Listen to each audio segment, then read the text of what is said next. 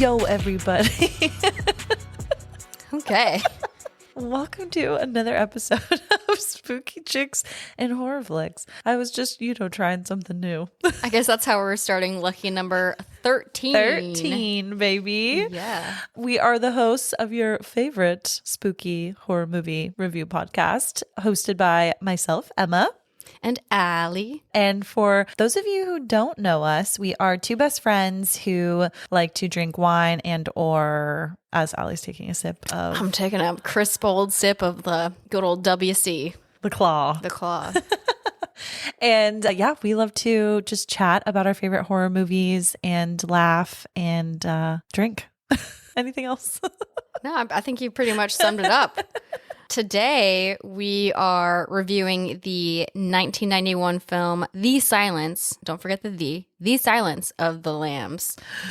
I know. And it's a doozy, you guys. And we look forward to talking to you about it. But if you haven't seen it and don't want spoilers, go watch it now. This is a spoiler-heavy podcast, y'all. Yes. Y'all. Okay. Y'all. Where'd that come from? And on that note, Allison, what are we drinking today? I'm actually doing dry January. What? Kidding, fucker. I was like, I'm literally watching her drink a tall can of White Claw. So I'm confused. I got a tall boy of White Claw in front of me. April Fools, no, I'm not. I'm doing drink less January, but I'm obviously drinking White Claw. Sponsor me. What else can I do? One day. I hope it gets to someone's ears at White Claw. What are you drinking, Emma? I am also doing kind of like a drink less January, I would say, right, producer? Been drinking a little less. Yeah. But I am drinking a rosé called La Ville Fermée. Nice pronunciation. And there are some chickens on the label. So, Emma, what have you been up to? How have you been? What's new? What's going? Happy New Year. Happy New Year. I have been really well. I feel like the year is starting off pretty swell. I feel like when a year ends in a even number, I have a really good year, weirdly. You know what's weird is I have like the same cadence of that. Yeah. I don't know why, but if I look back, I just seem to have better years on even numbers. So yeah, it's going pretty well so far. Just been trying, as everyone probably is, to get my fitness back on and walk Cowboy some more because he is a fat boy who needs some exercise as well. Yeah. Anyways, Allie, how are you doing? Same as you, getting into the groove of the new year. I did all my New Year's Eve rituals, didn't make it to midnight, but I burned my regrets and wrote down my wishes for this coming year. Hot take, if you want to release what you want to leave in the year on New Year's Eve, write down all of the shit you want to leave behind. Burn it. Feels very cathartic. Highly recommend. Oh, I love that. Yes. Anyways, I just changed my mom's brake pads and I feel like a little bad bitch. As you should. So if anybody needs their brake pads changed, I could probably do it. Women in auto. Yes. Love. Shop. I would look great in one of those onesie suits. Weird. One of those suits kind of like Mike Myers? Exactly like Mike Myers. Weird. Yes. Weird. Maybe we can arrange that. Also, this is so random, but I just watched this movie called To Wong Fu, and if you haven't seen it, highly recommend. I think it's free on YouTube. It's Patrick Swayze, Wesley Snipes, and John Leguizamo as drag queens, and it is fucking amazing. I have never heard of that, and that sounds like something I want to watch. It's so good. So highly recommend. If you want a smile on your face and to brighten your day, go watch that free with ads on YouTube. Free with ads. Little disclaimer there. Little disclaimer, yeah. And speaking of YouTube, real quick, guys, I do want to make a really fun announcement that all of our episodes are live on YouTube. So if you are a YouTube listener or wanted to be a YouTube listener and were bummed that we weren't on there just yet, we are now. So please go subscribe, listen to our episodes, and enjoy. Yeah, and cheers to that, Emma. Cheers. Cheers to episode 13. Lucky. Woo. All right, fuckers, we're going to move into our trivia segment where we are going to go over 3 trivia questions that the producer has created for both Emma and I, and we don't know them yet, so your guess is as good as ours. We're not cheating. We're not cheating, or are we? No, we're not. But again, we'll go over these, write your answers down, and then tuck them away for a little bit, and we'll revisit them at the end of the podcast. And for our first question, Jack Crawford heads up the BSU in the FBI. What does BSU stand for? Yes. Shit, I don't fucking know. I know this because I think he's so fucking hot. You are so weird. I do not think he's hot. Okay. Question number 2. Lecter observes that Starling's FBI badge is due to expire. When is it due to expire? Ooh, I do know this one. I do not know this one, but I'm going to try to guess, I guess. Hell yeah. So far we're tied, I guess. All right, question 3. What song was Buffalo Bill dancing to at the end? 1 point for the correct song title and artist. Why am I laughing, listeners? It's because producer and Emma have been singing it.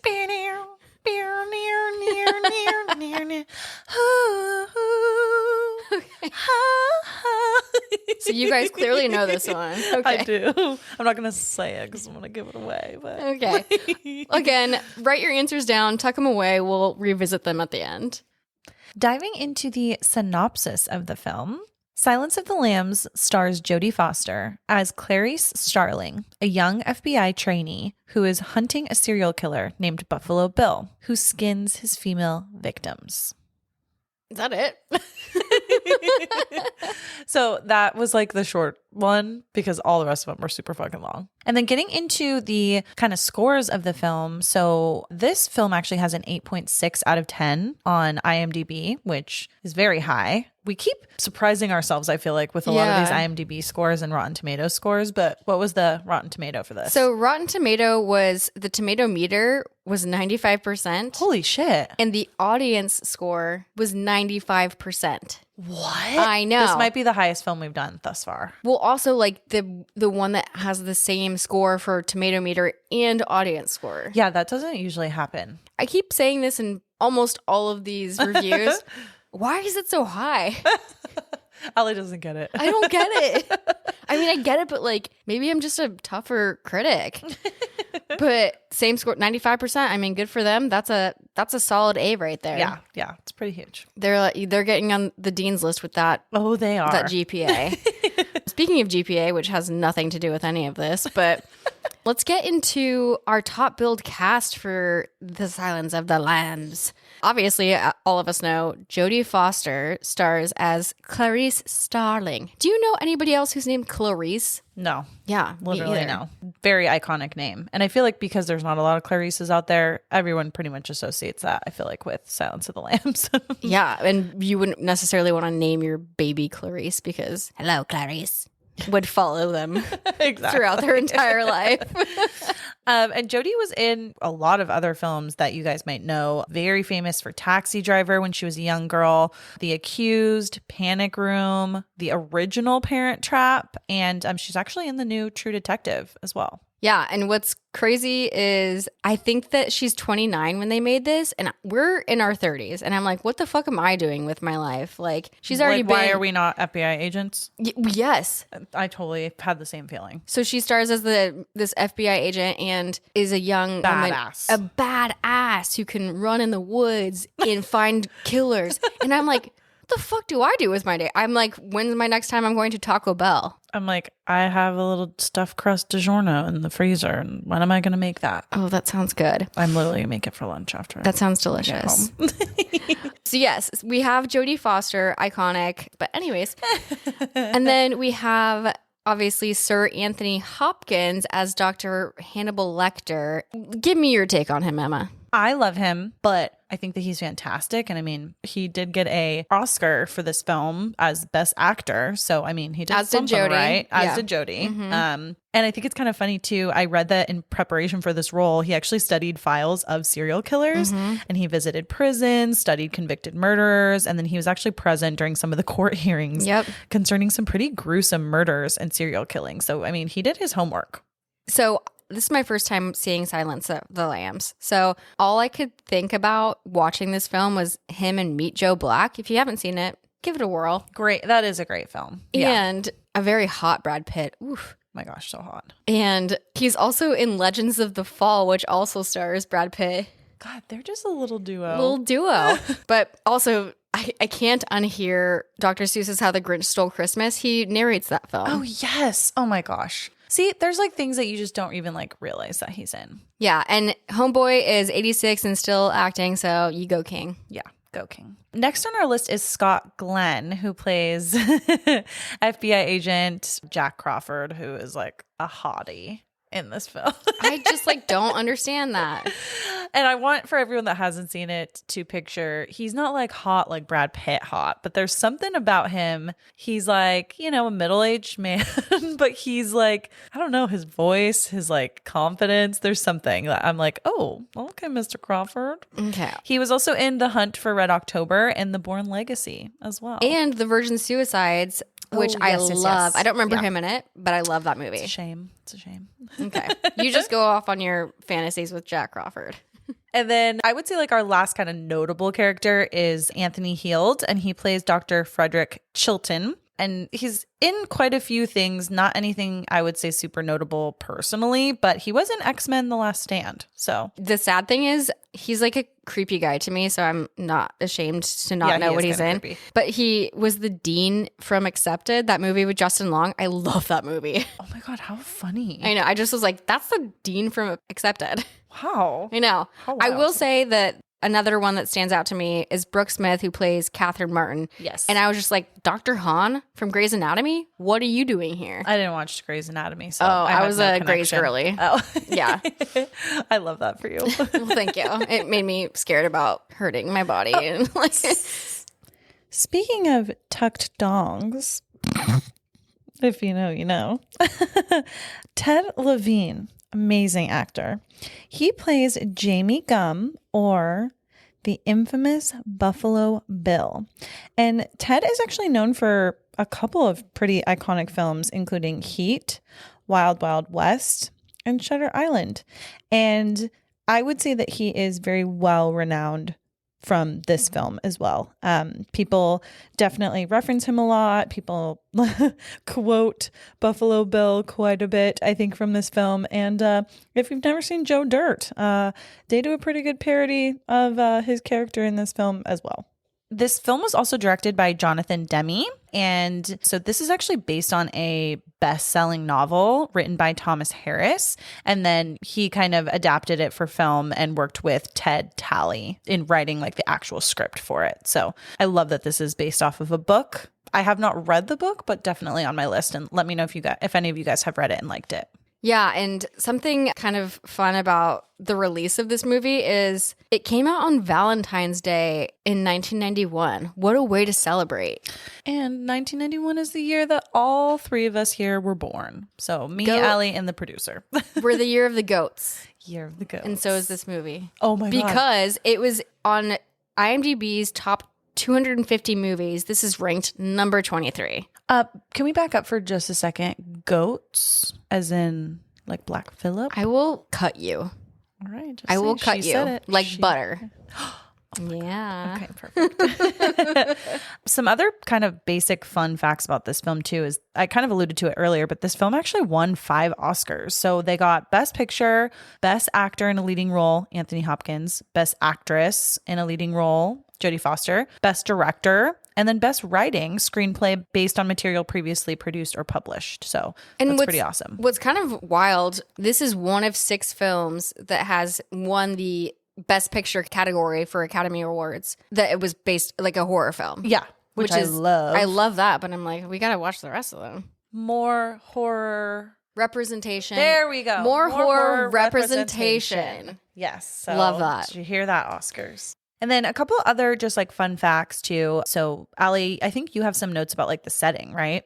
Yeah, I mean, obviously this is based in Quantico, which is West Virginia, and filmed in like America states that I have not been to. And it kind of goes back and forth between like an FBI setting, like so it's like Quantico FBI training facility, and like the prisons that Clarice is visiting Hannibal Lecter in, and just like kind of the various places that he goes. With the curveball here is they filmed part of it in the Bahamas, but you got to wait till the end to see that very expensive location shoot for just one little scene. Yeah.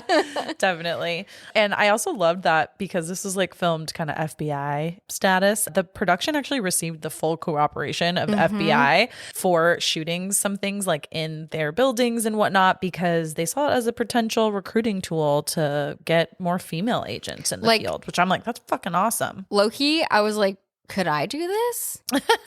Are we too old? We're not too old, but I think my like ADHD would definitely deter me from being successful. Yeah, totally. Also, like something that I found really interesting, my brother David actually brought this up to me. This movie, this concept of Hannibal Lecter was based off an actual killer. Yeah. Alfredo Bali Trevino. And he was a Mexican surgeon who killed his boyfriend in 1959. That's kind of the depth of which I got to it. But look it up for yourselves. But kind of terrifying. This is an actual concept. Scary. Yes. Spooky, scary. Spooky, scary skeletons. This movie also recouped all of its budget in the first week of its release, which I thought was really awesome. So people really liked it. I mean, as we all know, in the horror kind of thriller genre, it's really hard to get like a super big blockbuster film. And I feel like that is exactly what this was. I wonder why it got such great attention. But yeah, and then my last little fun fact before we get into the film is, this is so random, but I read about it and was like, what? So I guess during the time of filming, Martha Stewart and Sir Anthony Hopkins were briefly dating. What? During the production. And following the film's release, Martha Stewart actually ended the relationship because she just could not separate Hopkins from his performance as Hannibal Lecter. Well, that throws me for like a loop. I did not know that. That's wild. I can't see them together. But great cast, great film. Let's get into it. Yeah. All right, little fuckers, we're jumping right into the movie now. And our opening scene is Jodie Foster playing Clarice, being a badass athlete queen. She's like running through the woods and doing FBI training shit. And I'm like, do they make everybody at the FBI do crazy ass training shit? Because Miss Congeniality, hello? I think so, because I think it's kind of like the cops, like you and like military, like you got to go through like basic physical training. Sure, that makes total sense, but like, fuck, you have to be a dedicated worker to go through like obstacles and run through mud in the forest. So she's doing that, and another agent like runs after her, and he's like, Crawford wants to see you in the office. And my question there was, he ran all the way out there to find her, and now she has to run back, and so does he. Are radios not a thing? Like and beepers, pagers? And do they like, does he tell her that and then they run together back? Yeah, awkward. Like it's like, you know, when you say bye to someone, but then you end up walking the same way. Totally. That's like my worst nightmare. Yeah. Actually, I have bigger nightmares than that, but that's one of them. But so anyways, so she's summoned to go back to the office at Quantico to see Crawford, and we kind of see her running back, and then she goes through the office, and something that I thought was kind of, here's our first interesting, or maybe not, we've already said it. Everybody in the office is dressed uniformly. Is that a word? Uniform? Yeah, uniformly. Like she was running back and there were people all dressed in black like sweats who were working out outside. And then people inside playing with guns were all dressed in blue polos. And then the people in the elevator were all dressed in red. And what are they also? So this is actually going to come up a couple times in the film, but this is the first time that we see Clarice in a room with like a bunch of men that are like 3 times her size. Mm-hmm. She's so tiny and she's in this elevator with these guys. And I feel like it's a foreshadowing of like just this little petite woman in the FBI is going to go and fucking fuck shit up. I also think it's meant to make her at the top of the film feel like insignificant or smaller or less than as a woman and as a small person and within this like male dominated field. Totally. So it's just kind of all of those things were just kind of setting us up for like, okay, we're meant to think that she's just insignificant like you said. Yeah. I love or that. Like not like inconspicuous even. You wouldn't suspect. She's not important. Yeah. Basically. But she doesn't have a presence. But you wouldn't suspect that this woman would be a badass fucking like hero bitch. Mm-hmm. And then I think it's cool too because when she's going to visit Dr. or Mr. Crawford, Dr. Crawford, whatever he is, agent. God, Dr. sorry. He is in the behavioral science unit, which I thought was kind of cool because that is very indicative of kind of what we're going to see throughout this entire film and how this film really messes with you kind of psychologically. And when Clarice goes into Agent Crawford's office, she kind of sees all the Buffalo Bill shit, like all the pictures and clippings on his wall. That's kind of our setup to know that that's the case that he's working on, which then she would be then working on. And Doctor, now you're going to make me say doctor this entire podcast. But Agent Crawford comes in. He's like, what up, Clarice? Thanks for meeting me. He is really complimenting her academics, saying that he's really thought about her a lot since she attended a seminar of his. And he asks her to question Dr. Hannibal Lecter because of her interest in behavioral sciences. And they have just really not been able to get anyone through to him, and are just kind of trying everything, throwing things at the wall, seeing what sticks. And he also kind of talks about how Dr. Lecter is very manipulative. She may want to not give him too much personal information because he tends to be kind of like Jedi mind tricky. And it's kind of weird because she doesn't really understand why she's going to visit Lecter. Like there hasn't been a clear, like, this is the objective. It's more just like, hey, can you give him a few questions? Can you give him this questionnaire? We just want to see if he'll even respond to you at all, which I think is kind of interesting. Yeah, and while she's kind of questioning why me, whatever, and Crawford's like, do you know who this person is? And she's like, yeah, Hannibal the Cannibal. I'm like, did they make Hannibal up as a name just to rhyme with cannibal? I actually don't know that. I think it's just like based on the book by Thomas Harris. I think that was just like the character's name that he came up with. Yeah. Yeah, but did Thomas Harris create Hannibal? Yeah, that's a good question. Rhyme with cannibal. Yeah, if anyone knows kind of where the name Hannibal Lecter came from, I don't think we read about that much in our research. So if anyone knows, please let us know. I know that Lecter comes from a Latin word that means deductive ability, kind of foreshadowing his. You know, he was a psychologist. Yeah. Something in the psych field. So I know that Lecter means that. I'm not exactly sure where Hannibal part comes in, but yeah. Smart cookie that Harris is in his writing. And it says like Hannibal, actually just like the name, is famous for a Carthaginian general and statesman who commanded the forces of Carthage in their battle against the Roman Republic during the Second Punic War. And that was in 247 BC. So that name Hannibal has a very long history. Shit. Yeah. So powerful name. Yeah, very powerful for a very powerful person and a powerful mind. A powerful mind. So then Clarice knows that her, assignment is to go and meet with Hannibal, and she's kind of getting ready to do that. And she actually goes to visit Dr. Lecter at Baltimore State Forensic Hospital. And here is where she actually meets kind of one of our main characters, Dr. Chilton. And he is the attending doctor for Hannibal Lecter for the past however many years he's been like locked up. Yeah. Dr. Chilton is greasy as fuck. He's gross. He's sleazy. He's greasy. Yeah. Anything that you can think of, just a dude that's... and then he's just creepy and kind of hitting on Agent Starling the entire time she's there. It's very weird. Yeah, he like meets her for the first time and he's like, do you want to see Baltimore at night? Yeah, he's like, it's a very... Also, like... think about the scene creeps me out. No, I don't want to see Baltimore at night. Thank you. And Not with you, Chilton. Yeah.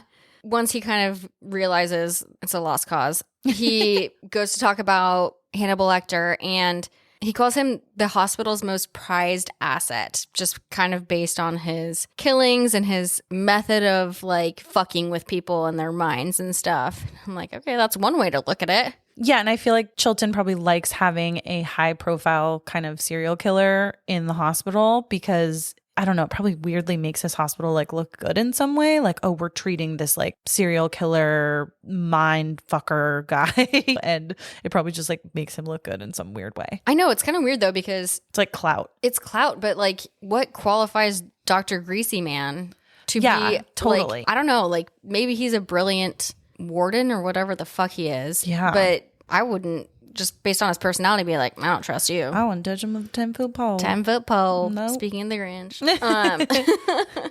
Well, and he kind of warns Clarice too about Lecter. So this is two-pronged. He's a little annoyed that they're sending yet again another person to come and talk to Dr. Lecter, right? Because Dr. Lecter has committed some horrible crimes. He's been in custody for quite a while. And the behavioral science unit at the FBI is just trying to interview serial killers and trying to get like more data on them. And so I think Dr. Chilton's a little bit annoyed. Like, stop trying to talk to my patient. You guys have been trying forever. No one's going to get through, what have you. And then the second prong is he is also kind of excited that Clarice is there because, like Ali said, he's kind of like weirdly hitting on her, asking her to like tour downtown Baltimore, whatever. Then he gets kind of serious and warns her right before she's about to go in and talk to Lecter. And he's like, he's kind of intense. He's very sophisticated, and you know, she needs to follow very specific rules, like do not go near the glass, like don't have anything on you that he could potentially get a hold of. And then he actually shows Clarice a photo of a nurse that Dr. Lecter once attacked. We don't get to see the photo as the viewer, but you can tell that it is a gruesome photo that she's seeing as sort of this warning before talking to Lecter. Yeah, so he, like Emma said, he lists the rules, and I'm like, is he a gremlin? It's giving like gremlin vibes. Don't feed him after midnight. Yeah, there's all these rules. And meanwhile, Chilton doesn't follow his rules throughout the entire film, which kind of That's so true. Comes to some of other people's demise is. And he also says, quote unquote, you're his taste. No pun intended. Ugh, or maybe creepy. pun intended. Yeah, that's so creepy. But then after all that, he's like, let's go see the fucker. And they go down to where the cells are, and it's very giving like Arkham and Gotham City. Oh my God. And Shutter yes. Island. Totally. Right? Clarice is like, he seems to not like you said, and I should go on my own. And he's like, well, you should have told me that before. And she was very tactical by saying, well, then I wouldn't have the pleasure of your company. And then he fucks the fuck off. And then we kind of get a visual of what all the cells look like and stuff. And she's greeted by Barney, and he says, hi, I'm Barney. And I love Barney for some reason. He's he's the orderly that escorts her, like, and tells her what to expect and whatnot. He is a little gem. He's very nice. He's a little gem. And I didn't know this, but he was in Coming to America as the like property owner of the shitty apartment. Amazing. That they stay in. And so he lets her in. He's put out a chair for her. So we're walking down this dark, dungy hallway, and we kind of see all of these hallmates that are in these cells along with Dr. Lecter, and getting a preview of who he's living next to. And we also get a preview of Miggs, who will come into play later. Ugh, yeah. And after she kind of walks through these other cellmates, she gets to Dr. Lecter's cell at the very end of the hall. And his is a little different than some of the other guys. Some of the other guys have just bars, and he has like glass and I think bars. So he is like double protection. And I will say that one of the first things about him that a lot of people will notice in the film and how his character just is that he's very proper and polite. He looks very clean. He doesn't look disheveled. He looks like he takes like good care of himself. And so if you just saw him kind of walking down the street, I mean, you probably would not think twice that he has eaten quite a few people. Well, and it's like that's the monster you fear the most is like someone walking among you. Yes. Yeah, totally.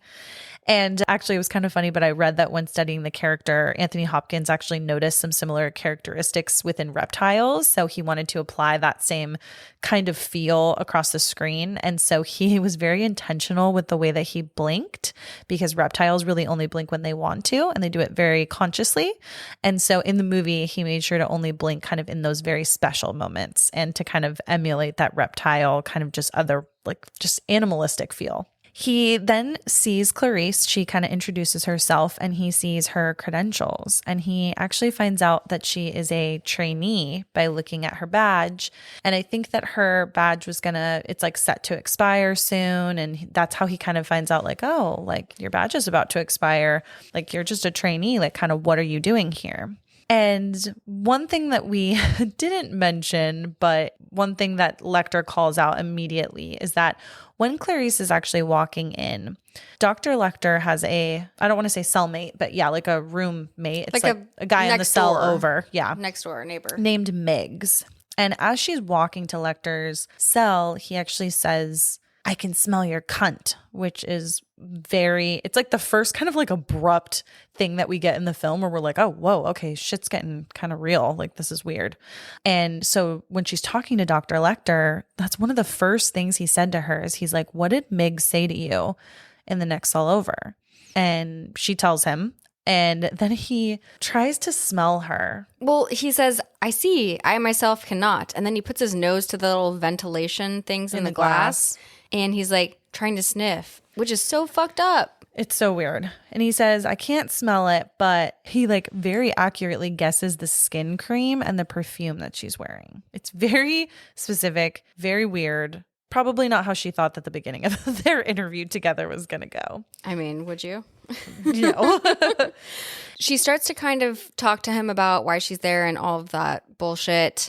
And they have a banter between them. And then she suggests going over the questionnaire that the FBI provided. And he's like, nah, boo, you were doing great. We had a banter. Let's get back to that. Yeah, he's like, let's not talk about this freaking questionnaire. And then that's where we kind of see him start to do his psychoanalyst bullshit on her, which is exactly what Crawford was like, don't do. When he actually starts bringing up Buffalo Bill, and they talk about what does she know about Buffalo Bill? How much does she know? All of this stuff. And they talk about how he skins his victims as probably kind of a trophy. And actually, there's this part where she just wants to just hand him this goddamn questionnaire that she brought. And he kind of mocks her Southern accent for a hot minute because Sir Anthony Hopkins has a very refined, almost like kind of British accent. It's very proper. And Clarice Starling has this slight Southern accent. And I actually read too that it was Anthony Hopkins he improvised this little mocking of her Southern accent in the film, and then they decided to keep it, which I thought was really cool. Later, after they wrapped filming, she was like, thank you for that because that fucking shook me. Yeah, and that was like really That was good. like her genuine reaction was like, oh, fuck. Like, holy shit. Yeah. And then he starts to psychoanalyze her as they're having their conversation, and he wants to know more about her. And so as she's still trying to always like go back to the topic, like, hey, can you fill out this questionnaire? I'm here to just talk to you. Like, this isn't about me. He's like constantly kind of asking like her questions. And he asks her some questions and makes some assumptions about her upbringing. Clarice and Lecter are talking, and we get one of the famous moments and lines. He's talking about how a census taker tried to come and survey him. And then he goes on to say, I ate his liver with some fava beans and some nice Chianti. And then, exactly. Then he does this creepy hissing thing. And the hissing thing was ad-libbed. And I was watching this with my dad, and my dad was like, you do that too when you're upset. Like, oh my God, am I psycho? You like to eat people's liver with a nice Chianti and some fava beans. I like Chianti. What's a fava bean? A bean. I like beans. I'm not sure I like liver. Anyways. And then eventually he's like, just go back to school, little one. And then that leads to kind of a turn in their relationship as she starts to exit. Yeah, he's kind of like over her. So she's leaving the facility, or leaving his hall in the facility, and she's passing multiple Miggs's cell, which is his next door neighbor, and he's clearly whacking off and legit just throws jizz in her face. Like, ha ha, here's your surprise. Some jizz in your face. Which is also very surprising as the viewer. You're like, holy shit. Yeah, and then we hear, and all the other cell people are going crazy, and Hannibal yells for her to come back, come back, come back. And he's like, whoa, sorry, boo. I didn't mean, like, I don't like disrespect. I did not mean for that to happen to you. And she's like, all right, bitch, then help me out. And he's like, nah, but I'll make you happy by giving what you want, and which was advancement in the academy. And meanwhile, this is all loud and crazy and very tumultuous. Hectic, and, yeah. And he's like, I'll help you in a way that benefits me too. Go see Miss Moffat is what he says. Go find Miss Moffat. He says that was one of his old patients. Mm-hmm. And then we kind of see how Hannibal actually seemingly cares for her, for Clarice. Yeah, we have this moment of humanization where it's like, just like he said, he's like, I never would want someone to do something so disrespectful and disgraceful, which is so funny because it's like he wouldn't want that to happen, but then he's like eating people, you know? So it's just funny where his lines are drawn. Eating people and not in the good way. Yeah. And then while she is leaving the hospital. She's clearly upset and she's having flashbacks of her father, who was clearly a cop, and him coming home to her as a little girl. So this is all kind of PTSD-ish. Yeah, which is bringing up some memories for her. which is probably what Dr. Lecter wanted, was to fuck with her brain. Totally. And then she's back in training at the FBI. So, like, to her knowledge, she's done what she needed to do. I mean, she knows, like, she's got this Miss Moffat information, but, like, she probably doesn't know if she's going to see Dr. Lecter again or, like, what's going to come from that. And she's still an FBI trainee at this point, too. So she's like, I still got shit I got to do, you know? What bothered me is while they do this, like, training scene while she's back there is she's, like, running with a fellow female agent in training, and they're just running, like, questioning each other, and these male runners run in the opposite direction of her, and they just look back at the two females' asses, and I'm like, there's so much fucking There's some misogyny. I think. a shit ton in this movie. That's crazy. Yeah. She gets called back in by Crawford. He has some news for her, and he lets her know that Miggs, the guy that kind of like jacked off and then threw it on her. Kind of like? Sorry, I just couldn't bring myself to say it.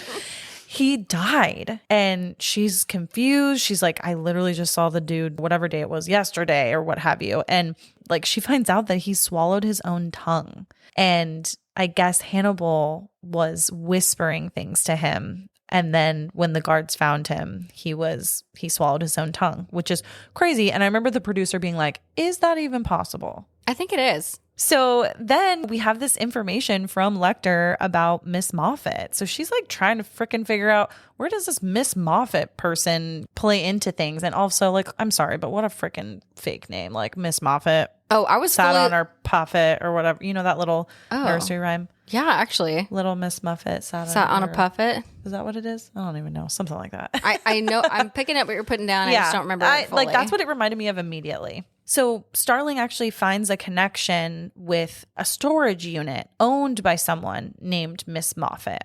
And so kind of her first step is like, okay, let's go and try to like investigate this storage unit, because maybe this will help us find something in the direction that we want to go. She ends up getting into the storage unit very late at night. I want to say, speaking of changing brakes and working on cars, Homegirl struggles to get the storage unit open, but she's a smarty patootie. Smarty patootie. She props it open with a car jack. Yeah, what a badass. Because, they had trouble getting, like, the door open. So she crawls her little ass under the door, and it's dark as fuck. It's also, like, giving Storage Wars, like that show. Yes. Like, oh my God, what if totally. Storage Wars encountered Found this? all of that stuff? Yeah. Dude, totally. Mm-hmm. I think about that a lot. Like, how many dead bodies or body parts are being, like, held in storage units? I want to know. I want to know. Yeah. And so, yeah, she finds a lot of old personal belongings. And I think she finds, is it a hearse in the unit? Or, like, right? Mm-hmm. It's a hearse. There's, like, an American flag in it. Yeah, there's an American flag over it. She also finds like just a lot of random things. It almost looks like the stuff's like someone would have in an attic, minus the hearse. And in the hearse, she actually finds a head in a jar, which is very jarring. It is very jarring. Nice, Emma. So Clarice has found this fucking pickled head in a jar in a hearse. Looks like it's probably a man's head, but it's a man who is wearing trying makeup. To be a woman. Yeah. Like a pretty head. Yeah. So he wants to be a pretty girl. Just keep that in mind, everyone. So she's found this, and she's a badass and gets out of the storage unit. Also shook because she just found a fucking head in a jar. And then Clarice goes back to see Hannibal in Baltimore at the facility he's at. Pretty much like immediately. Yeah. She's like, we need to fucking talk about this. We need to talk. Like, let's give Dr. Lecter a cell phone. Yeah.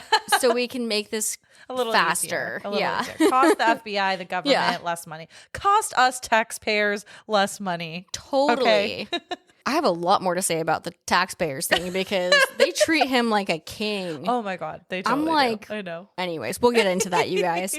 But anyways, she goes back to see Hannibal at his facility, and she brings up that he mentioned Hester Moffat, my old patient, and she has somehow deduced that Hester Moffat is an anagram for the rest of me. Like, how the fuck do you figure that out? I know I'm not like the smartest, but I'm not so dumb. I've seen this film several times. And I mean, when I say several, I'm erring on the side of a lot. I don't get how she put that all together. But that's what I'm like, FBI training must be legit. Top tier. Top tier.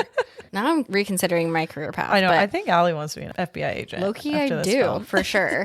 But yeah, she confronts him and he's like, I went to the unit. Hester Moffat, the rest of me. Who the fuck's head is in that jar? Well, and she kind of finds out that he owns the unit. Like, it's actually owned by Hannibal Lecter. And so obviously, yeah, she's like, whose head is that? And actually, as this is all happening, she's soaked from all the rain because there was a torrential downpour. And he actually offers her a towel to dry off. So again, we get this other instance of him just being kind of like polite and being a gentleman and kind of caring for Clarice, but like in a weird way. She's also ignoring one of the rules. Don't take whatever he gives you. Oh, she's totally ignoring it. But that's almost like they've like established this weird trust between the two of them. I get that, but still, what if it's covered in arsenic somehow? Why did he get arsenic? I don't know. And he says the head in the jar is a former patient of his. And that it wasn't him that killed him. He was killed by somebody else, but he tucked him away. And he also called the head in the jar victim a lost cause. So it was like, whatever, beans. But yeah, basically like it's fine. Which is like the saddest thing. I'm like, oh my God, sad. What if like who, like, ow. What, yeah, like just, yeah, being a dead person and being just thought of as like a lost cause like is a really lost sad. Cause, yeah. Well, and then he proceeds to ask Clarice if he could have access to the Buffalo Bill case file. And he then tells her that the head actually belongs to someone named Benjamin Raspale, who is, again, like Allie kind of mentioned, a previous patient who missed appointments with him. And all of a sudden, he just like kind of found his patient this way. And just like Allie said, kind of tucked him away. And something interesting that Lecter says is he refers to transformation and fledgling killer. And that kind of infers some really important analogies that are come without the film. So transformation and fledgling killer. Transformation being the biggest one in several different ways. Yep. And so I'm just like impressed that Hannibal like knows all this shit, even though he's been in a cell for 8 years. Totally. Well, and Clarice has her own questions. Like she's like, was this person like a transvestite? Like you can tell that it's like kind of a man's head, but wearing women's makeup and maybe potentially like a wig. And Dr. Lecter disagrees. And he said that it was probably the killer's first try at a transformation, like Allie said. So just keep that in your mind for future. As they're kind of talking about this too, Clarice notices that Dr. Lecter used to have all of these beautiful drawings in his cell the first time that she visited. And he would draw and had these beautiful sketches because he doesn't have a view. So he's like, this is pretty much my view. And now all of his drawings are gone. And he tells her that the drawings are gone because this was like a punishment for what happened to Miggs. And then she talks a little bit more about transformation and kind of what does it all mean? She just keeps asking Lecter. She's like, can you just tell me, like, what does this mean? And from his perspective as like a psychologist, like, what does this mean to him? And he actually offers her a profile on Buffalo Bill if he can get access to the case file. And if he can do that, can she also help him to potentially get transferred somewhere with a view? That's really just like all he wants at this point. Which is kind of wild, but like I get it. Yeah. The way he says it, I'll help you catch him, Clarice. The way he says Clarice would be Oscar worthy in its own. 1000%. I fully agree. Moving from Baltimore, Maryland, where Hannibal is caged, we get a shot that is now in Memphis, Tennessee. Shout out Memphis. Woo. Woo. Never been, actually. Same. We're in Tennessee. We see a shot of a girl who's rocking out in her little beater car. She's having a grand old time. She's singing American Girl by Tom Petty that's on the radio. And I'm like, that's my favorite song. So like, word. Looking like a young Stevie Nicks. She looks so cute. Yeah. Total Stevie Nicks vibes. I actually think one of you two said that. Either you or the producer when we were watching it. Maybe you, Alice. I was probably me. You probably said it. And so she's having a great old time singing in her car. And then she pulls into her complex. So she parks her car, whatever. She's got like shit she's carrying. And she looks up into a window, which I'm assuming it's hers. And she sees a cat in the window. And she's like, I'll be right there, cat. And all I can think of is like, that's probably her cat. And I know she's going to get taken. who's going to take care of that cat? Right? Well, and right before that, actually, Els, I have a little note that this is the first time that we are seeing Buffalo Bill. And as Catherine, she is pulling into her complex, we see a point of view shot of Buffalo Bill. And I have it written in my notes. It's so funny. He has night vision goggles to kind of spy on her because it sort of gives the indication that he's probably been watching her for a while, and he kind of has planted himself in her complex because he knows she's going to be coming home and therefore can do whatever he's planning to do. But I kind of laughed, like in my notes, I was like, did he really need night vision goggles? Because honestly, her complex is pretty well lit. Like, if we're being completely honest. That's a good point. Also, like, your point just made me question, does he have a job? No idea. Like, how does he afford night vision goggles? I mean, we're going to talk about it just a little bit later, but maybe he buys and trades moths. Oh. Anyways, okay. Either moths or hides. Yeah. Skin hides, if you will. So anyways, he's struggling to put this couch into his van, and it's giving full Ted Bundy. He's wearing an arm cast, and he's like clearly trying to play the victim. Yeah, he's exaggerating, trying to push this thing up into his car. And she is like, oh, can I help you with that? And like, girl, don't do that. Have we learned nothing? Ugh. And he's like, yeah, of course, blah, blah, blah. And he goes, if you could just get up into my truck and then shove the couch all the way back in there. Yeah. If that were me, I'm not opposed to helping people, but I would be like, you get in the back of the truck and I'll push it in from there. My toxic trait is I would get in. I'm saying don't do that, but I probably would. And that's why I'm a first girl. So Catherine has been shoved in the back essentially, and while they're loading in the couch, he asks if she's a size 14. And first of all, don't ask that of a lady. You don't ask her size. I totally agreed. I was like, why the fuck would he ask her that? It's also so weird. Spooky that he knows. I know. Like, I'm pretty sure the producer doesn't know any kind of girl sizing. No. Kevin doesn't either. Every guy should always just say extra small. You're a 0, right? Yeah. No, we're body positive here. Everything is beautiful. We're right. And she's like, huh? Literally, she goes, what? And then he kind of clubs her on the head and beats her, not to like a pulp, but he renders her unconscious so he can lock her in his van and skadoosh. Also, what about the cat? Oh, I love that's what you're thinking about, Allie. But back to actually what's happening. Yes. He also, as soon as she's knocked out, she kind of goes face first down into like a bench seat in his like weird, creepy van. And he cuts the back of her shirt open and he admires all the skin on her back, which is super creepy. And again, if you haven't already gathered as a viewer at this point that this is Buffalo Bill, you're like, okay, this dude's obsessed with skin. He's probably going to skin her. And then we are immediately back with Clarice and Agent Crawford, and they have heard about a body being dumped in a lake. And so they are very much on their way to go and see it and see if it is in any way connected to Buffalo Bill. And Crawford actually tells her that they're starting to notice a pattern with Buffalo Bill, including he usually has people for about 3 days and then he shoots them, skins them, and then dumps them somewhere. And he's asking her kind of, what are some assumptions that you can like make about this case so far and what you can make about Buffalo Bill? And, you know, she actually comes up with some really great things. She's like, we can guess that this guy is white. He's probably pretty strong. He's cautious in what he does and he's very precise. He'll never stop because he's getting better at his work. He definitely has a house to do all of this stuff, somewhere that he can really just work. And so she has all of these like characteristics that she's sort of built out just based on his profile and what she's been exposed to so far. And then Clarice and Crawford actually arrive at the funeral home of the girl that was found in the lake. Also, side note, they show up to this funeral home in Podunk, wherever. I'm sure it's lovely, but Podunk, wherever. Tennessee. Or yeah. Wherever. I forget where it was. I don't remember either. I think it was in Virginia somewhere. It was somewhere on that side. We're on the West Coast. It's somewhere on the East Coast.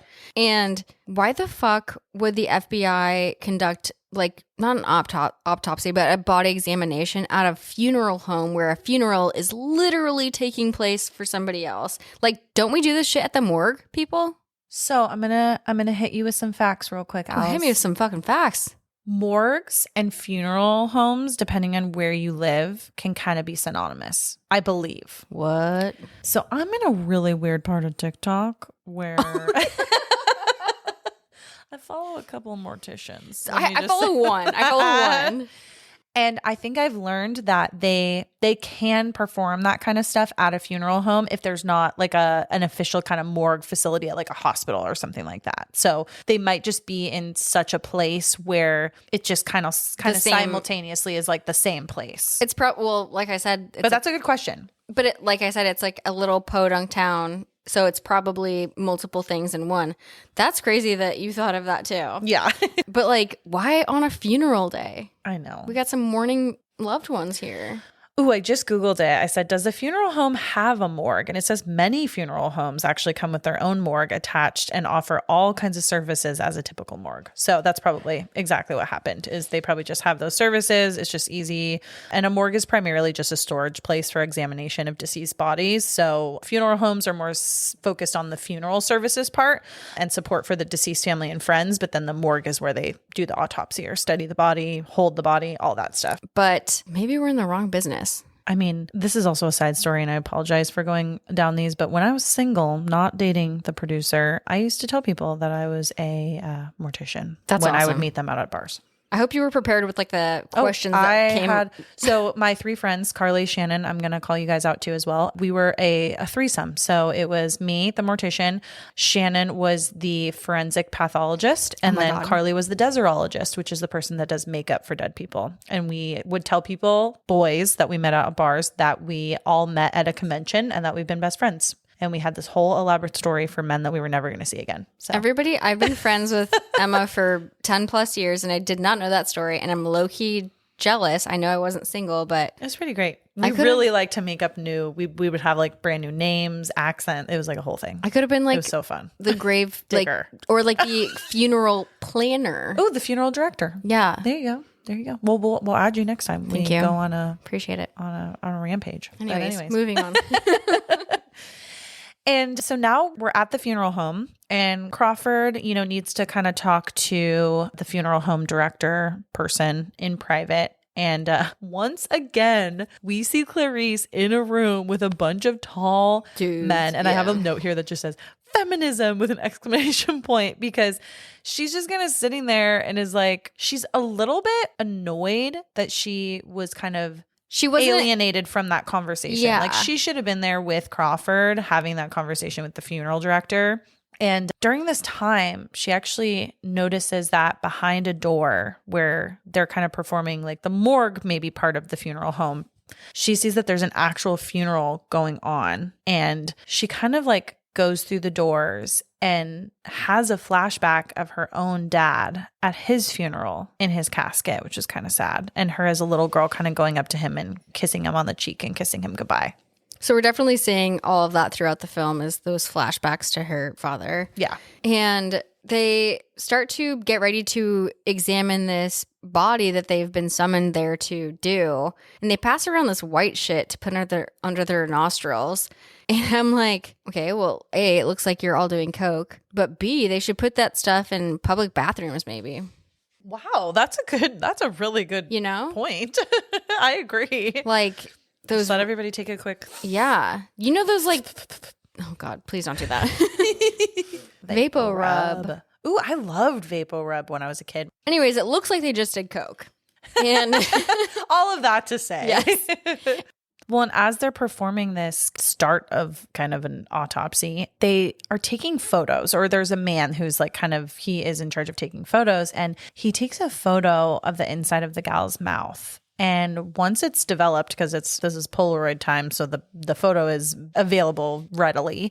And Clarice takes a look at it and notices sort of like a black substance coming from like the back of the tongue. And so she immediately is like, there's something in her mouth. And they actually find a moth cocoon in the back of the victim's throat. And I think that this is really funny because when they pull it out, it's actually a known fact that the cocoon that was found in the victim's mouth in the film was actually made from a combination of Tootsie Rolls and gummy bears. So that if anything did happen and it was accidentally swallowed or anything, that it could be edible for this person, which I think is so smart and honestly looked very much like a cocoon. I'm not a cocoon specialist, but I would say that it very much looked like one. I mean, it grossed me out, so it did the job. I love to look at goofs in films. You can see the actress who plays the corpse and victim blink right after they pull that shit out. And like, I would blink too. Wait, really? Yeah. Oh my God, I'm totally going to go back and look at that. Yeah. That's It's so very funny. subtle, but you can definitely see her blink. Continuity error. Yeah. We love a I continuity love error. that shit.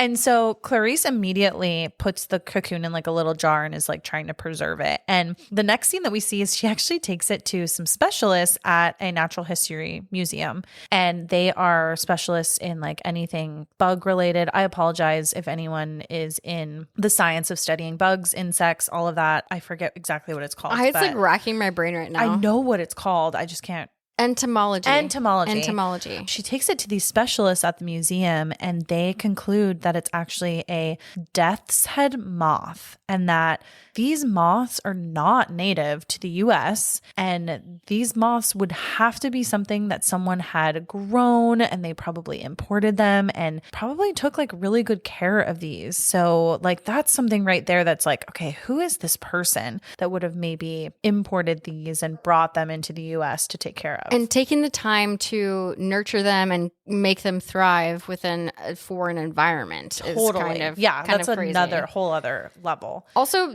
our little bug nerds, our entomologists, I think it was kind of funny that they were playing. We love them. We love them. They were playing chess with these bugs, which is kind of cute, When but Clarice also came in, yeah, kind of disgusting. Also, one of them hits on Clarice, and she's like, "Are you hitting on me?" And he's like, "Yeah." Meanwhile, all these other guys are just staring at her and not willing to say anything. But this bug man is like, "Yeah, I'm hitting on you." I'm like, good for you. I have a note in here that says, "I like the bug guys. They're funny and nerdy, but the one with the cross-eyed was flirting with Starly. He said, 'You ever go out for cheeseburgers and beer and amusing house wine?'" And I'm like, wow, that would have got me. Honestly, same. That sounds like a TGI Fridays. Honestly, when the producer and I started dating, all he had to say was, "Do you want to go out for an amusing house wine?" And I was there, and I still am. Just take me to Chili's or a TGI Fridays. or like a CPK or a BJ's or a Cheesecake Factory or a Reinforced Cafe. Oh, yes. That's another note. We're excited. We'll get into that later. But yeah, anyways, so we love our bug nerds and they help her deduce like all this information that will ultimately help her in trying to solve this case. And then we immediately get our first glimpse at Buffalo Bill's lair. And we don't necessarily like see him right away. Like we do see him, but he's not the main subject of like kind of like this like tour of his area. And he has lots of mannequins. He has lots of women's clothing. It kind of looks like somewhere where someone would have like a sewing studio almost. Like there's fabric around, lots of mannequins with samples of clothing on them. And we actually see that he has his victim in a deep well within his property. And I don't know if he specifically picked her. Like we never really find out in the film, but we do find out that the girl that he picked happens to be the senator of Tennessee's daughter. Mm-hmm.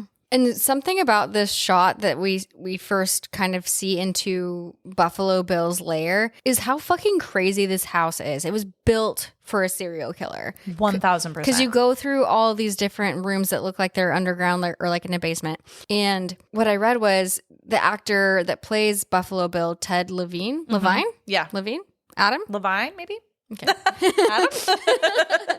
He was stoked when they started like scouting locations because one of their prime houses that they were to film at was from his hometown and next to his high school girlfriend's house. Yes. Oh, I did write that down. And I'm like, is that cool or is that like fucking weird? But love it either way. But this, for Ted Levine, it was probably like, whoa. Like I'm really getting into this film. Yeah, this house was a maze and had different little sections of like bug sanctuary and then like seamstress studio and then like fuck shit up with my victim's room. Crazy. I know, crazy. So while we're at Buffalo Bill's and hearing Catherine, his victim, screaming from the hole that he's keeping her in, Clarice is back at the FBI Academy and she learns that the knowledge of Buffalo Bill and his victims are being broadcasted, and we see the senator who's the victim's mother, pleading for her to come home. Also, question for you guys. Do we still have serial killers? Or are we just like used to now hate crimes and shootings and... That is such a good question, but I think there are some still. We just don't hear it because it's overshadowed by Other bullshit. shit. Yeah, I think. Yeah. Or I don't even know if, I think technology has also come a long way. And this is just personal like thoughts. I have no validity behind any of these eyes, but I think that technology has come a really long way too, that most people, if they're committing like murders of multiple people, probably get caught before it gets too out of hand. But I don't know. I know. That's a good question. That's a really great question. Listeners, yeah, let us know. Because some of our friends that are on other true crime podcasts, let us know. Yeah, because I wrote that down. I was like, I don't know of an actual serial killer in our lifetime. Yeah. Anyways. So then Clarice goes back to visit Dr. Lecter yet again. And this time the visit is a little bit different. So Dr. Chilton, he gets actually very upset with her that she's like not really been sharing any info with him about her sessions with Lecter.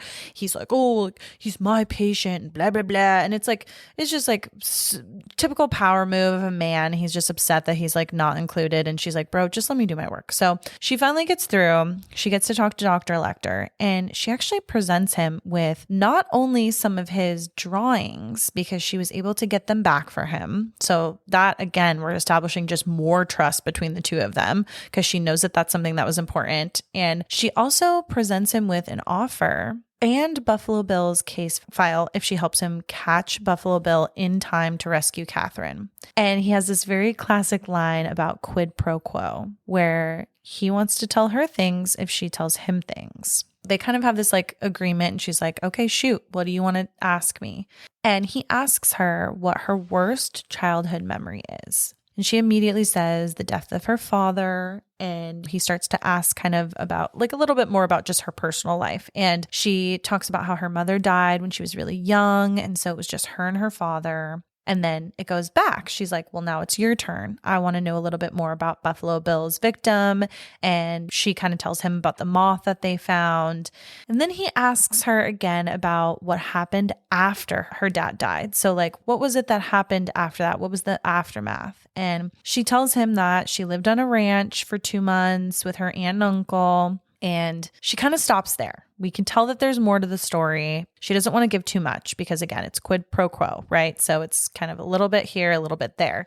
And then she's talking to Dr. Lecter again about Buffalo Bill. And Dr. Lecter suspects that Buffalo Bill hates his own identity, and that this is kind of what is making him feel like he might be a transsexual, or he's having some sort of like gender dysmorphia.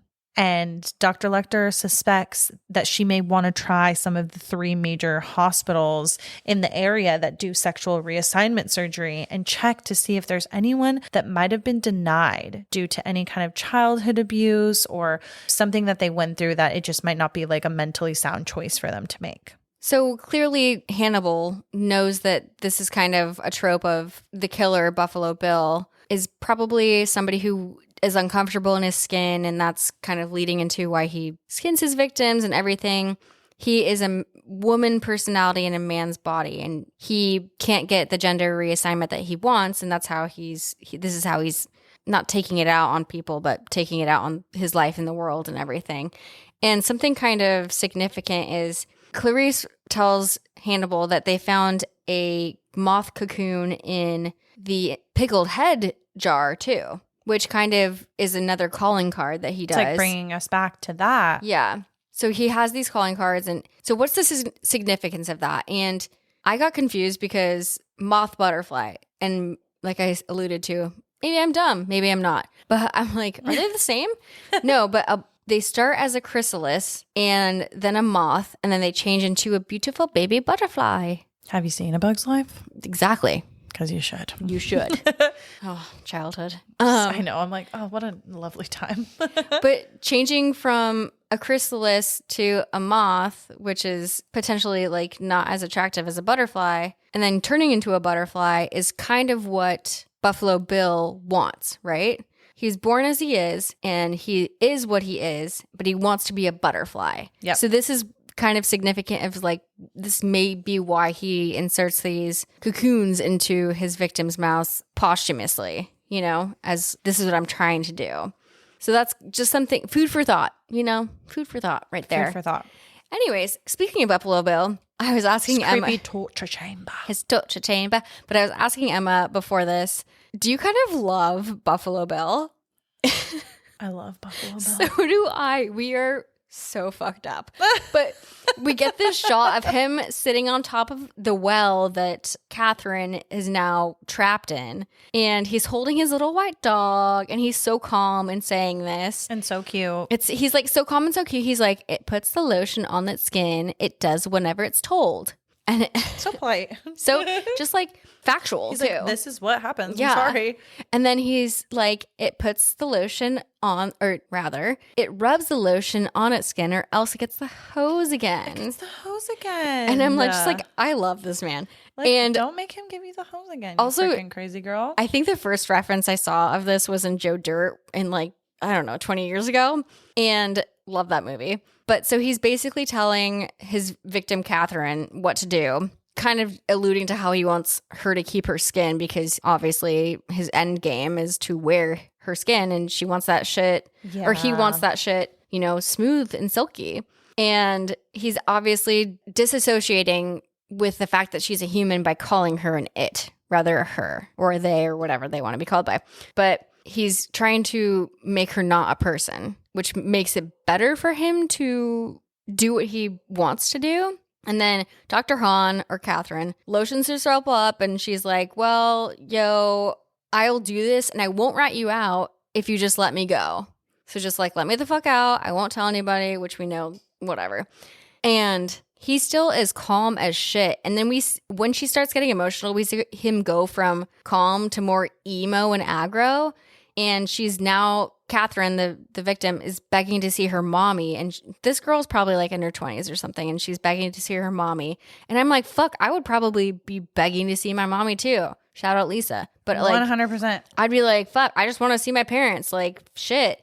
And then we see Buffalo Bill is now angry and like agitated that she's getting emotional and not giving him what he wants. And then we see Catherine start screaming as he's taking up the lotion, and we see light kind of elude from the well that she's being trapped in. And we see bloody scratch marks on the wall, and it's like old fingernails and blood, like somebody was trying to climb up out of it.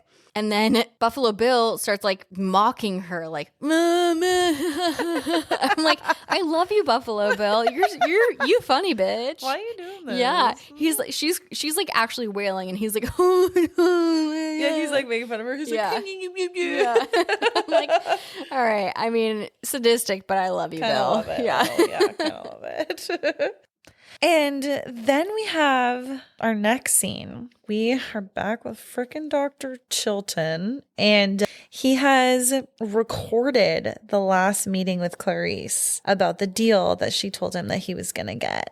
And we actually find out that that is not a real deal that she was going to provide to him. And Chilton kind of tells Lecter, like, you know, that deal is fake and that he called the senator and that she actually lied about the offer and that you got to do what you got to do, you know. Close that deal.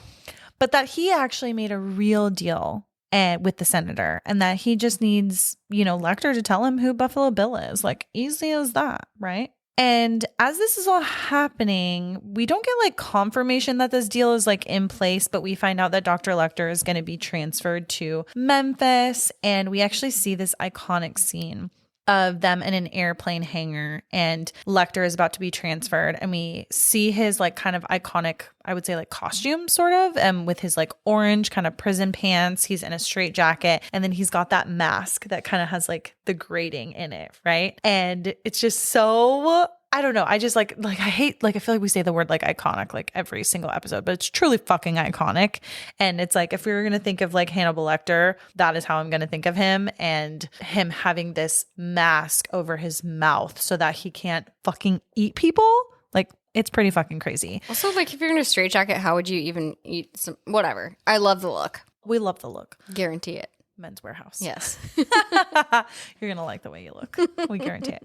And as this is all kind of happening, Dr. Chilton actually kind of searches for his pen to complete the transfer. But what happened to the pen, Emma?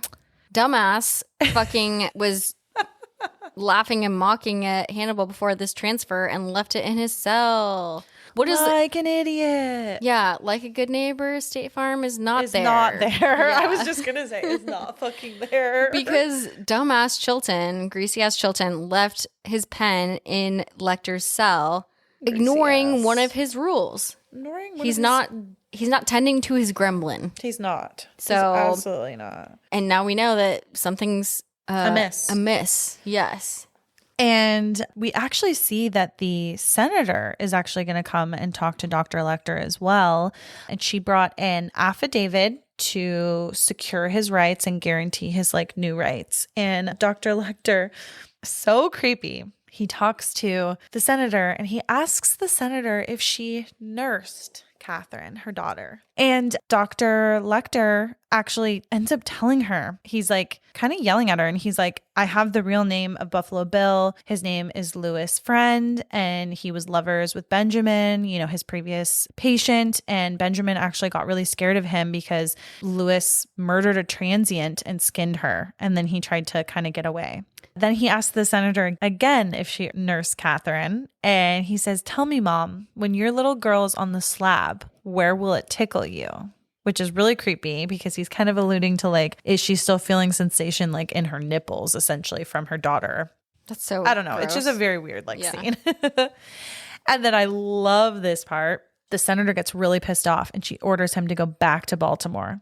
And as she's walking away, Lecter gives the description of Buffalo Bill and says he actually might live in Philly. And then he goes, Senator, just one more thing. Love your suit, by the way. Love your suit. Which I love that part. I think that is so amazing.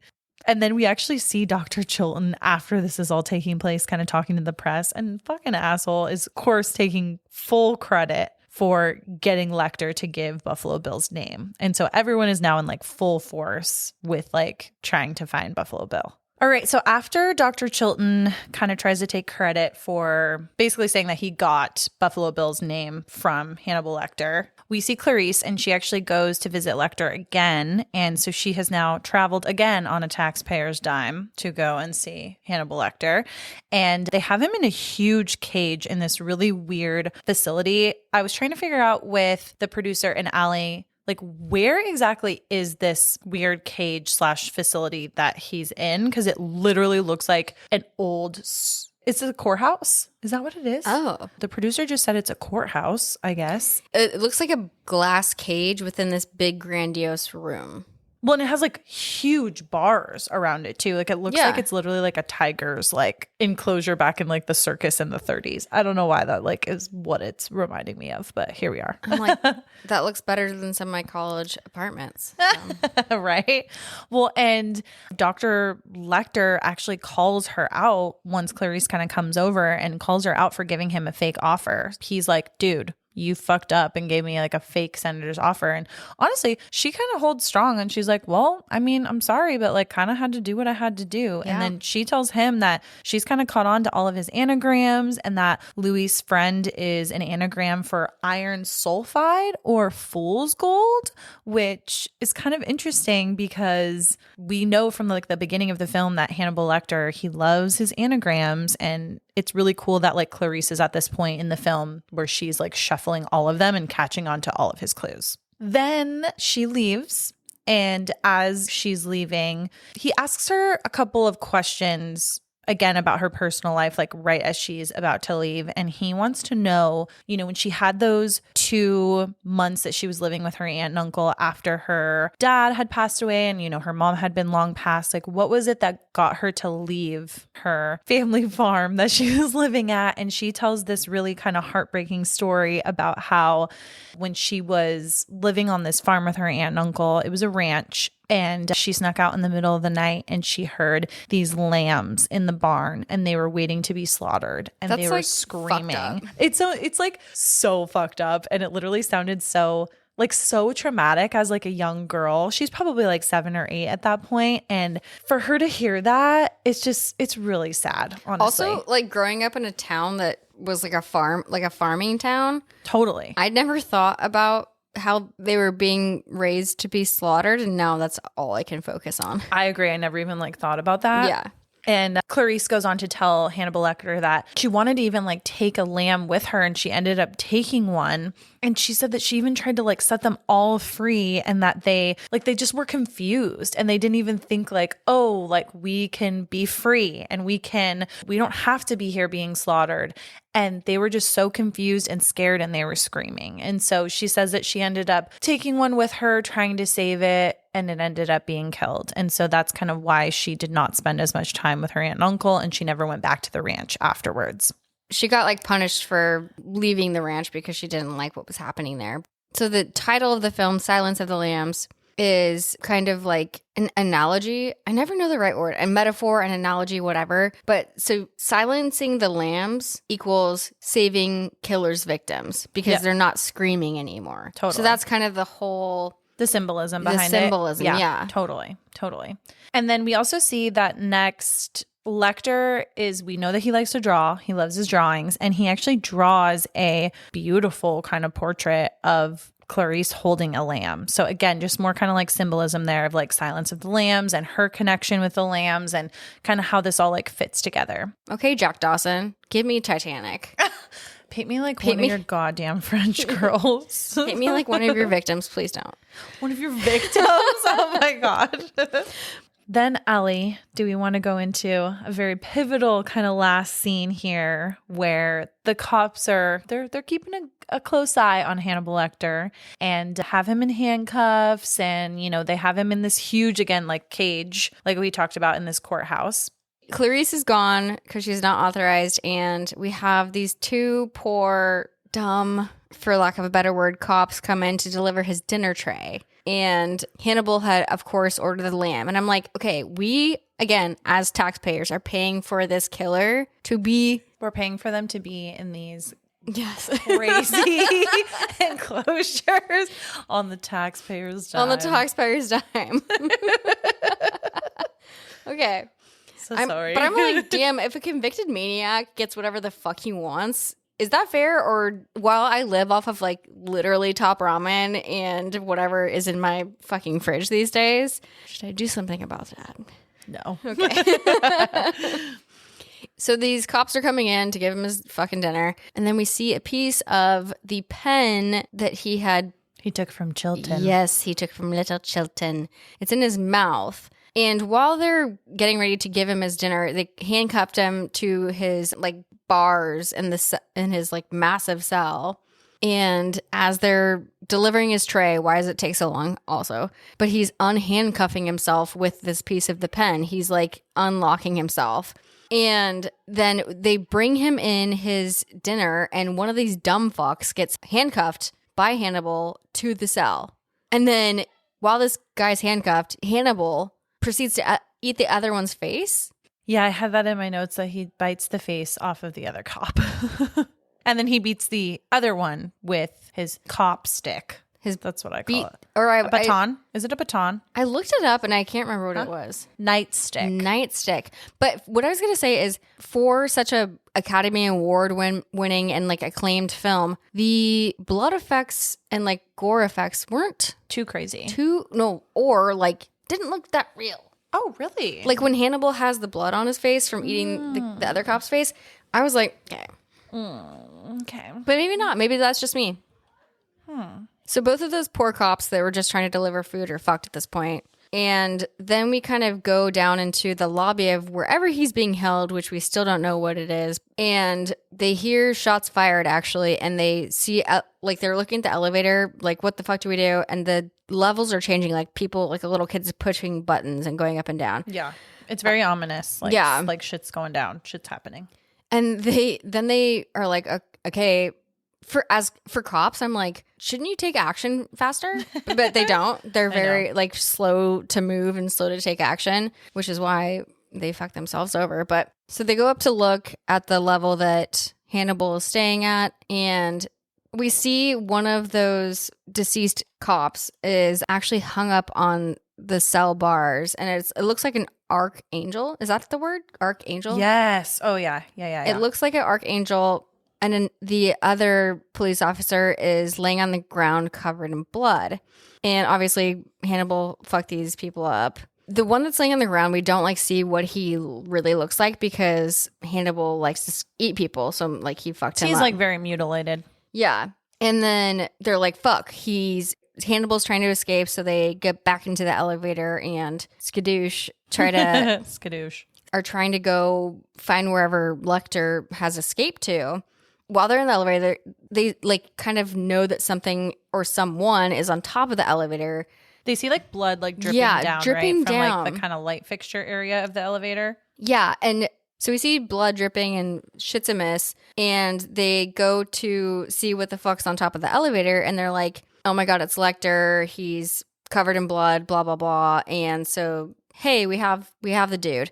Meanwhile, they're taking the other cop who is on the floor and mutilated out to get help, go to the hospital, go in the ambulance and all of that.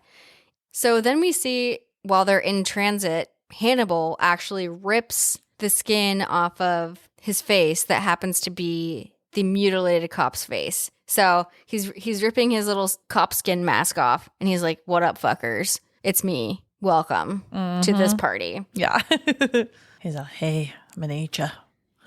And as he's doing that, he's like, I'm gonna fuck all of you up. So he starts to attack the ambulance staff. Yep. And he succeeds. He does. And then the very next scene is we have Clarice and her colleagues actually warn her. It's kind of a crazy scene, but the gal that Ali mentioned in the very beginning of the film that is running alongside of Clarice when they're in the academy at the FBI, same gal picks up a phone or finds out somehow that all of this has gone down with Hannibal Lecter, and now he's like basically free and he is not in captivity any longer. And she is running frantically to try to tell Clarice. And she tells her the news about how Hannibal is out and he could potentially come after her. And Clarice is like, no, it's chill. He won't come after me. I'm like, okay, toxic. Dude, she's so just is like, it's fine. He's not going to do that. That's a toxic relationship right there. 100%. Munchausen. No? By proxy. It's not that. What is that called? Like when Belle and the... Oh my God. Hold on. Stockholm syndrome. I knew it was Swedish. You little Swedish fish over here. So then the very next scene that we see is, and we're getting kind of towards the end here, is we see Buffalo Bill, and he's at his home, his lair, and he is sewing some skin, and we can see that he's making a woman's skin suit. And he's got different pieces of skin all sewn together onto a mannequin. Then simultaneously, we see that Clarice and her colleague find out that the first body that Buffalo Bill actually killed was someone that he knew. And so that kind of helps them to narrow their search like a little bit. And then Clarice is kind of ordered as her part of the investigation for Buffalo Bill to go to Belvedere, Ohio, to visit some of the family of the first victim that they've identified. Frederica. And I literally said in my notes, I said, like, is there enough time for all this traveling? Honestly, that's a really good question. Because I know that they're like, they can take planes immediately, they can take helicopters immediately, but that it still takes time. It does take time, but the PJ just like yeah. When you have a PJ, I guess it's all cut like significantly. But yeah, so then to Ali's point, Clarice talks to Frederica. His family. Because that was his first victim, and it's known that Buffalo Bill knew the victim. So she talks to Frederica's dad and kind of goes back to her childhood home or where she was living at the time of the death, and she investigates her bedroom. So here's my question. So obviously Frederica was one of the first victims, and police must have cased her room time and time again if they were doing their job correctly. True. Clarice gets to her room and she looks around for like 5 seconds and automatically looks at a jewelry box, and like she notices like a dent in it or like a little missing wood piece in it, and rips it open, and she finds fucking evidence. And I'm like, how the fuck did cops not find that, you know? I know. It definitely was a missed opportunity for sure. And what does she find in there, Ali? She finds some Polaroids of Frederica dressed as like a little big baby. She's like in underwear, Yeah. essentially. And then Clarice goes into another room and actually finds sewing equipment. So this is kind of weird too. And Clarice is kind of frantically calling Crawford because she's sort of like putting the pieces together in her mind. And she tells him, she's like, this guy, he's definitely some kind of tailor, or at least he knows how to sew. And then Crawford actually tells her that they have his name and that his name is Jamie Gum, and that they're going to go apprehend him in where they think he is, which is they think Chicago. And then Crawford tells her, you know, go ahead and just stay in Belvedere and just kind of see what else that you can find, what else you can uncover. What I will say is, like, the plane that Crawford is on looks like Operation Dumbo Drop to go apprehend Totally. Buffalo Bill. And while he's saying to her, like, go keep working, but we're going to go actually get Buffalo Bill, I'm like, uh-oh, but little do you know, quote unquote, Hamilton. I don't know what you're talking about. That's crazy to me. I just know, goodbye, whore.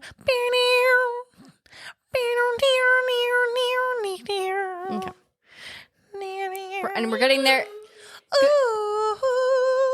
All right, I'm not engaging in the singing, Emma. But this is a great segue into the next scene. We are now Y'all know he gets silly towards the end. we're back at Buffalo Bill's house. And our victim, Catherine, aka Dr. Hahn, also her real name's Brooke. Dr. Hahn from friggin' Greg's Anatomy. Don't get it twisted. You did get it twisted because you said Greg's Anatomy. It's a wheezing for me. Okay. Anyways, okay. This is okay. All right. We're at Buffalo Bill's house, and Catherine, Brooke, whatever you want to call her at this point. Our victim is making her escape plan while Buffalo Bill's just like vibing. He's in a total vibe. Okay, and this is a huge scene. Basically, Buffalo Bill is putting on makeup, and he has a little kimono on, and he is dancing to the song Goodbye Horses in a video camera. And he is having a grand old time. He's like literally living his best life. He is. And he kind of tucks his manhood away, and he's kind of like... He's vibing. So he actually improv'd that scene of tucking his manhood, and he was like, I'm just going to dance towards this camcorder and wear my kimono and be a fabulous them. Wow. Yeah. He felt it like he was an actor. He was like feeling that craft. Well, and during this scene, he says in the mirror, he says, would you fuck me? Oh, would fuck me. I would fuck me so hard. And I'm like, okay, good self-confidence. Yeah, self-confidence. We love a confident king. Yes. And / queen. He's also doing like a little like photo shoot. He's doing a little photo shoot, and I'm like, okay, influencer, I see where you're going with this. Yeah, he was a modern day influencer. 100%. And he's giving like lead singer energy, like 80s pop band. I'm loving it. Yep. And meanwhile, fucking the victim, Catherine, Dr. Hahn, everybody, is trying to coax Precious into his dog. Yeah, the dog. And she's trying to get Precious into the hole because we know that Buffalo Bill like cares the most about Precious, his little baby. That is his like absolute love of his life. Yeah. And then at the same time this is happening, Clarice is in like the hometown that she thinks he's in and questions a couple of Frederica's friends. And one of them says that Frederica used to do alterations for someone named Mrs. Lipman. And Clarice asks for the address so that she can talk with her.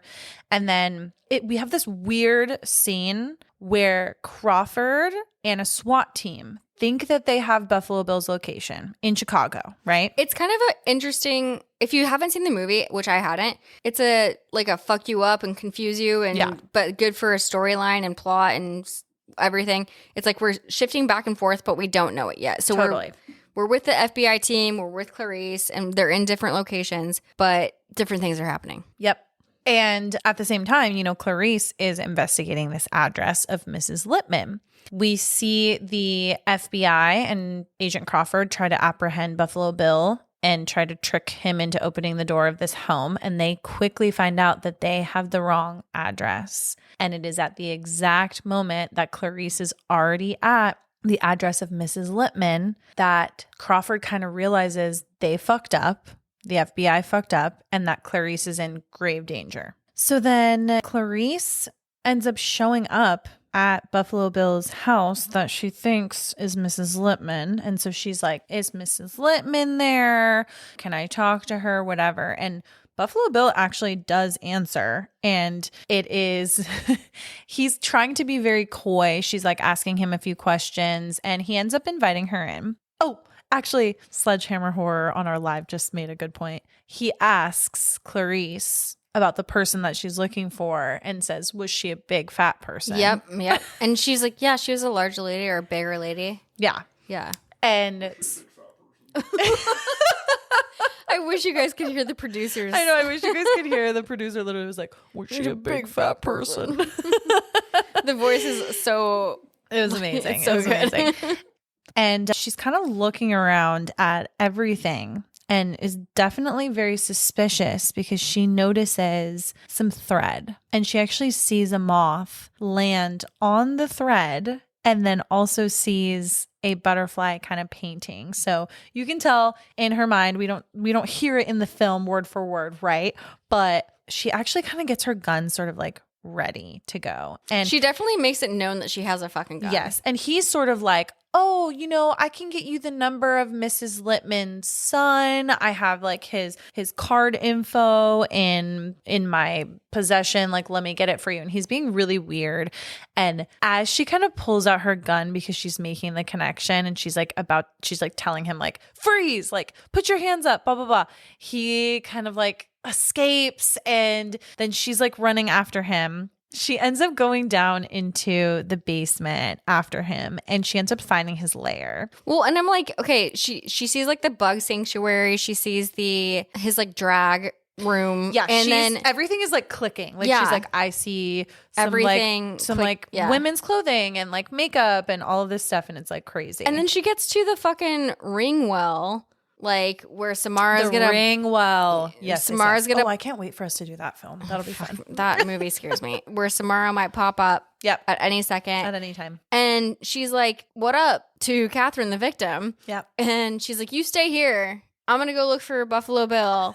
And I'm like, "What the fuck?" Where's the backup? No, and I love that Catherine is like, you fucking bitch. Like, she's like so pissed. She's like, don't leave me here. Wouldn't you? So when she leaves Catherine, she wanders more into the basement and she actually sees a dissolving body in a clawfoot tub. Who has a clawfoot tub in their basement? You tell me. I wish I had a clawfoot tub in my basement. You don't have a basement. I don't have a basement and I would like one of those as well. Okay. Go off if you have a clawfoot tub in your basement. Yeah, if you have that. So Buffalo Bill, actually turns the power off. A resourceful king who's probably a doomsday prepper with his fucking night vision goggles. And I was going to say, and he looks at her with his goddamn night vision goggles, which like he didn't need. I mean, this is the time to use them. True. He didn't need to use them previously. Right. When he was stalking Catherine in her apartment complex I parking agree. lot. Yep. But like now is a good time. If you're going to cut the power to your entire layer. Maybe he was practicing before. Maybe. We'll say maybe. So then he just kind of like watches her for a minute. So he can see through the night vision goggles that Clarice is like clearly panicking. She is looking around. She's got her gun up. She's kind of holding it around. You can't see me obviously on this podcast, but I'm like, I have my little imaginary gun up and I'm like, she's like bopping around, just pointing at shit. Yes. Like, and she's trying to be very aware, like just in case something comes and, he's right there and she needs to be like ready immediately for a shot. And Buffalo Bill does not make any sudden like movements or sudden shots or anything like that. Or noises. He's like super quiet and he's sort of just watching her and he's kind of like, he's got his hand like almost like he wants to touch her, but he's like being very, very careful not to let her know that he's like right there. And then literally as this is like all happening, we see this like kind of slow-mo shot and we see he holds his gun up next to her head like he's about to shoot her. And as the viewer of the film, you're kind of just like, oh my God, shit's going to go down right now. And then because she's an FBI fucking badass, she can sense that that's about to happen, and she ends up getting to her gun and shooting him quicker, essentially. Going back to the FBI training, like if you get your body or like heat or something close enough to a person, you can like sense it. Totally. But to me, he wasn't close enough to like sense that. And I'm like, how does she just instinctively know that that's coming? And she's fucking amazing. I have no other reasoning other than that. All right, FBI Academy, I'm ready. Yeah, Allie wants to be in the FBI Academy. I do. So let's try to work on getting her. No, remember, you guys, I'm a first girl. She's a first girl, though. So like, let's not. But maybe the Academy would help you become a final girl, no, a medium girl, a medium girl, a middle girl, Yeah, there we go. We're making progress. Here's my pitch, FBI. That's all that matters. I just want to be a middle girl. Well, and so she ends up shooting him, I think, several times in the chest. And then like one of the next scenes that we see is kind of like the cops, everyone is like surrounded by Buffalo Bill's home, and they are escorting Catherine out. She's been saved. And I love this part. She's like holding little Precious. And I'm like, I literally wrote in my notes, like, this is fucking Catherine's dog now. Okay, but what if Precious misses Bill and wants to fuck Catherine up? Then that is what we call a sequel film. Love it. Yeah. Okay. Yeah. There is a sequel film to this, by the way. There is. I have it's not not seen about Precious. No. But there may be one coming. So just keep your eyes peeled. We're going to make it. I was going to say, do we need to make that film? Do we need to write it? Yeah. And then we see immediately, we're kind of like not about Buffalo Bill anymore at all. And we see Clarice kind of graduating from the academy, and she's really proud. She's with her classmates. They have this actually really good looking cake that I was like, you know what? That looks good. I mean, it's a sheet cake. It's classic, but like kind of love a classic Costco sheet cake. Yeah. Am I right? And so Clarice has, achieved her recent goal of graduating the academy, and Crawford, Emma's favorite person. Hot. Okay. I love Crawford. I won't. Hot. No. I'm sorry if no one agrees, but I agree. Okay. That's all that matters. Sure. And he says to Clarice, your father would have been proud of you today. Like daggers, ouch. So sweet. And then she's like celebrating, and then her other daddy is on the phone for her. Right, Emma? Clarice gets interrupted, and she has a phone call from Mr. Lecter, Dr. Lecter himself. Yeah, he says his classic line of, hello, Clarice, have the lambs stopped screaming? And essentially he's like, boo, I won't come after you. You safe. I got you. And I'm proud of you. Yeah. They just have such an interesting relationship. Interesting. There it is again, Todd. I think we said mostly me, said interesting a lot in this one, so apologies. Yeah, it's going to be a lot. Essentially, he's like, I'm proud of you. I won't come after you. I like the world with you in it. And it just like, from the top, when I started watching this movie, I was like, she has daddy issues, which we actually then see. Know. Yeah. And I'm like, does he have intimacy issues? Like, well, and this is far past, but he does make a note. He said some people might say we're in love. Yes. Because they just have a mutual like understanding of each other, and they just like we've mentioned before, have that like established trust. And so he calls her, I'm proud of you, love you, peace out. But before he hangs up, he said, I'd love to chat more, but I'm having an old friend for dinner. And then he actually bounces. And who do we see? And where are we, Emma? We see that he is in some tropical location. We find out it's the Bahamas, and he actually sees Dr. Chilton. And Dr. Lecter is in like a little like phone booth or something. And he's sort of watching Dr. Chilton get off of this little tiny plane and walk off to his next destination. He's staying somewhere on the Bahamas island. And so we just know that this is not going to end well for Dr. Chilton. And that's literally like how the film essentially ends. You know what's crazy to me is Dr. Lecter is walking off into the streets of the Bahamas, wherever he is. Yeah. And they roll the credits in that. And now we're like, is anything going to happen? Like, I love it. It's great. Totally. Essentially, we don't know what the fuck happens. Well, and Allie, did you think that this film was scary? No. Did you? I agree. I will say that there's parts of it that are like unnerving, like a tiny bit, but I won't say that it was scary. I think it was more just like, what the fuck? And then what was your favorite scene? Oh, good question. My favorite scene was obviously when My little Buffalo Bill was vibing and dancing his little Komodo. That's my favorite scene too. Like, go off, king or queen, whatever you want to be.